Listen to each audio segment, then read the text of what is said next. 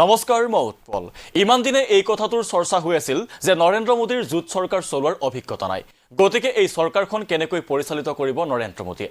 কিন্তু এতিয়া নৰেন্দ্ৰ মোদীৰ সন্মুখলৈ অহা আন এটা সমস্যা হ'ল যে নৰেন্দ্ৰ মোদীয়ে এতিয়া কেনেদৰে সামঞ্জস্য ৰাখি চলিব RSSৰ সৈতে। কাৰণ চেক বুজি এতিয়া RSSে প্ৰধানমন্ত্ৰী নৰেন্দ্ৰ মোদীক দেখুৱাইছে ৰঙা চকু।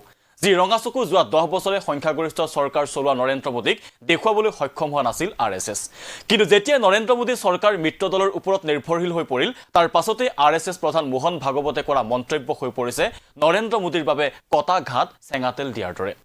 মোহন ভাগৱতৰ মন্তব্য নিৰ্বাচন শেষ হৈছে, এতিয়া ৰাজনৈতিক দ্বন্দ্ব পাহৰি দেশ গঠনত সকলোৱে মনোযোগ দিয়া উচিত। প্ৰতিদ্বন্দ্বিতা মানে যুদ্ধ নহয়, বিৰোধী শিবিৰকো সমানেই গুৰুত্ব দিয়ক চৰকাৰে।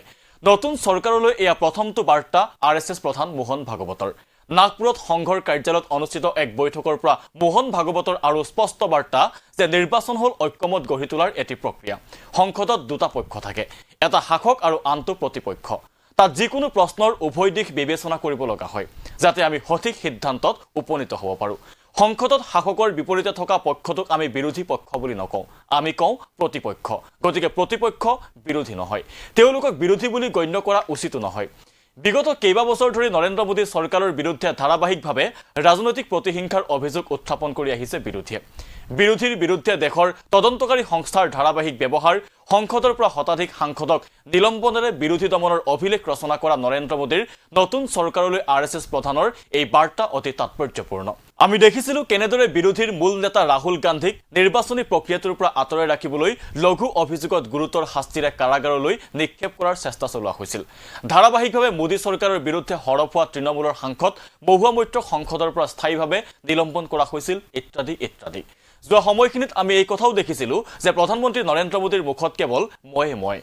আনকি চৰকাৰৰ প্ৰতিশ্ৰুতি বা দলৰ প্ৰতিশ্ৰুতিকো তেওঁ মোদী গেৰাণ্টি বুলি নিজৰ নামেৰে নামাকৰণ কৰিছিল। তেনে প্ৰেক্ষাপটতে নতুন চৰকাৰলৈ বাৰ্তা প্ৰেৰণ কৰি ভাগৱতে কয় যে এজন প্ৰকৃত সেৱক তেওঁৱেই হয় যিয়ে কোনো অহংকাৰ নকৰাকৈ কাম কৰে, আৰু তেতিয়াই তেওঁ নিজকে সেৱক বুলি কোৱাৰ অধিকাৰী হয়। যোৱা 10 বছৰীয়া শাসনকালত ক্ৰমাৎ একনায়কত্ববাদী শাসকলৈ পৰ্যবসিত হোৱা নৰেন্দ্ৰ মোদী চৰকাৰলৈ মোহন ভাগৱতৰ স্পষ্ট বাৰ্তা সংসদত বিভিন্ন বিষয়ত ঐক্যমত গঢ়ি তোলাত লক্ষ্য ৰাখিবলৈ। আমাৰ পৰম্পৰা হৈছে ঐক্যমতৰ বিকাশ, নিৰ্বাচন কেৱল প্ৰতিদ্বন্দ্বিতাহে, যুদ্ধ নহয় বুলি মন্তব্য মোহন ভাগৱতৰ। চৰকাৰ গঠনৰ পাছতে নৰেন্দ্ৰ মোদী চৰকাৰক উদ্দেশ্যি মোহন ভাগৱতৰ এই বাৰ্তা অত্যন্ত তাৎপৰ্যপূৰ্ণ হিচাপে বিবেচিত হৈছে। কাৰণ নিৰ্বাচনৰ পূৰ্বে ধাৰাবাহিকভাৱে নৰেন্দ্ৰ মোদী চৰকাৰৰ বিৰুদ্ধে ৰাজনৈতিক প্ৰতিহিংসাৰ অভিযোগ তুলি আহিছিল বিৰোধীয়ে। বিৰোধীৰ অভিযোগ আছিল CBI, ED, আয়কৰ বিভাগ আদিৰ দৰে এটাৰ পাছত আনটো কেন্দ্ৰীয় সংস্থাক কুক্ষিগত কৰি নিজৰ স্বাৰ্থত এইসমূহক বিৰোধীৰ বিৰুদ্ধে ব্যৱহাৰ কৰিছে বিজেপিয়ে। নিৰ্বাচনৰ পূৰ্বে ফ্ৰিজ কৰা হৈছিল কংগ্ৰেছৰ বেংক একাউণ্ট, কাৰাগাৰলৈ নিক্ষেপ কৰা হৈছে বিৰোধী শিবিৰৰ কেইবাগৰাকীও নেতাক। কেৱল সেয়াই নহয়, সংসদৰ ভিতৰতো সংখ্যাৰ বল দেখুৱাই বিৰোধীৰ কোনো কথা শুনিবলৈ নাৰাজ শাসক পক্ষ। এনে পৰিস্থিতিত নতুন চৰকাৰ গঠনৰ সময়তে RSS প্ৰধান মোহন ভাগৱতৰ এই বাৰ্তাই এই কথাই সূচায় যে নতুন চৰকাৰে অতীতৰ দম্ভ আৰু একনায়কত্ববাদী মানসিকতা পাহৰি গণতন্ত্ৰৰ মূল্যবোধক যাতে গুৰুত্ব প্ৰদান কৰে। और चुनाव प्रचार की या चुनाव में जो होता है उसकी बात ऐसी है, वास्तव में तो प्रजातंत्र की अनिवार्य आवश्यक प्रक्रिया है और उसमें दो पक्ष रहते हैं, इसलिए स्पर्धा रहती है।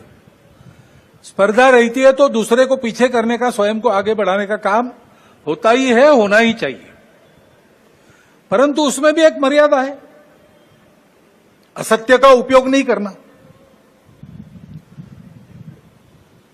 चुने क्यों जा रहे लोग संसद में जाएंगे, बैठकर अपने देश को चलाएंगे, सहमति बनाकर चलाएंगे। हमारे यहां तो परंपरा सहमति बनाकर चलने की है।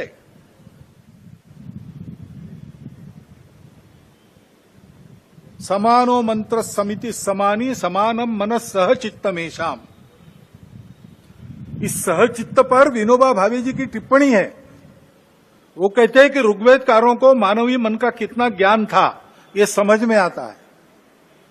सब जगह उन्होंने कहा है समानो मंत्र समिति समानी समानम मना, लेकिन चित्त के बारे में सम नहीं कहा, क्योंकि प्रत्येक व्यक्ति का चित्त मानस अलग अलग होता ही है और इसलिए 100% मतों का मिलान होना संभव नहीं है। लेकिन जब समाज में लोग अपना चित्त अलग अलग होने के बाद भी हमको साथ ही चलना है ऐसा निश्चय करते हैं तो सहचित्त बन जाता है। वास्तव में संसद क्यों है और उसमें दो पक्ष क्यों है? इसलिए है कि दोनों पहलू उजागर हो। किसी भी सिक्के के दो पहलू रहते हैं, ऐसे किसी भी प्रश्न के दो पहलू रहते हैं। एक पक्ष एक पहलू का विचार करता है तो दूसरे पक्ष ने दूसरा पहलू उजागर करना है, ताकि जो होना है वो पूर्णतः ठीक हो, सहमति बने। इसलिए संसद बनती है, लेकिन ऐसी सहमति बनना स्पर्धा करके आए लोगों में थोड़ा कठिन भी रहता है, और इसलिए हम बहुमति का आसरा लेते हैं। उसके लिए स्पर्धा चलती है। ये स्पर्धा है, कोई आपस का युद्ध तो है नहीं। जिस प्रकार ये बातें हुई, जिस प्रकार एक दूसरे को लताड़ना हुआ, जिस प्रकार प्रचार के दौरान हमारे करने से समाज में मनमुटाव बढ़ेगा, दो गठ बटेंगे, आपस में शंका संशय उत्पन्न होगा, इसका भी ख्याल नहीं रखा गया, और विनाकारण संघ जैसे संगठनों को भी उसमें खींचा गया। टेक्नोलॉजी का सहारा करके असत्य बातें परोसी गई, नितांत असत्य। क्या शास्त्र का, विज्ञान का, विद्या का ये उपयोग है? सज्जन विद्या का ये उपयोग नहीं करते। विद्या विवादाय ये खलस्य, ऐसा कहा है।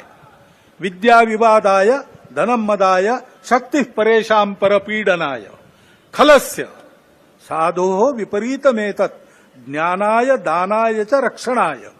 विद्या का उपयोग प्रबोधन करने के लिए होता है, लेकिन आधुनिक विद्या टेक्नोलॉजी का उपयोग असत्य परोसने के लिए किया गया। ऐसे से देश कैसे चलेगा भाई? आखिर सबको देश ही चलाना है ना। दो पक्ष है, विरोधी पक्ष कहते हैं, मैं प्रतिपक्ष कहता हूं। वो विरोधी नहीं है, उसको विरोधी मानना भी नहीं चाहिए। वो प्रतिपक्ष है, वो एक पहलू उजागर कर रहा है, उसका भी विचार होना चाहिए। ऐसा जब चलना है तो चुनाव लड़ने में भी एक मर्यादा होती है। उस मर्यादा का पालन नहीं हुआ, क्योंकि उसका पालन होना इसलिए आवश्यक है कि हमारे देश के सामने चुनौतियां समाप्त नहीं हुई। अब सरकार बन गई, वही सरकार फिर से आ गई, एनडीए। अब ये ठीक है, पिछले 10 वर्षों में बहुत कुछ अच्छा हुआ है। आर्थिक हमारी स्थिति, आधुनिक दुनिया जिन मानकों को मानती है, जिसके आधार पर आर्थिक स्थिति का मापन करती है, उनको लगाए तो हमारी आर्थिक स्थिति बहुत अच्छी हो रही। सामरिक स्थिति हमारी निश्चित रूप से पहले से अधिक अच्छी है। दुनिया भर में हमारे देश की प्रतिष्ठा बढ़ी है। कला क्षेत्र में, क्रीड़ा क्षेत्र में, ज्ञान विज्ञान के क्षेत्र में, संस्कृति के क्षेत्र में हम सब लोग विश्व के सामने आगे बढ़ रहे हैं। हमको धीरे धीरे मानना विश्व के प्रगत देशों ने भी शुरू किया है। लेकिन इसका मतलब ये नहीं है कि हम चुनौतियों से मुक्त हुए। अभी उन बातों से मुक्त होकर, जो चुनाव के आवेश में अतिरेक हो गया, उससे मुक्त होकर हमको आने वाली बातों का विचार करना है।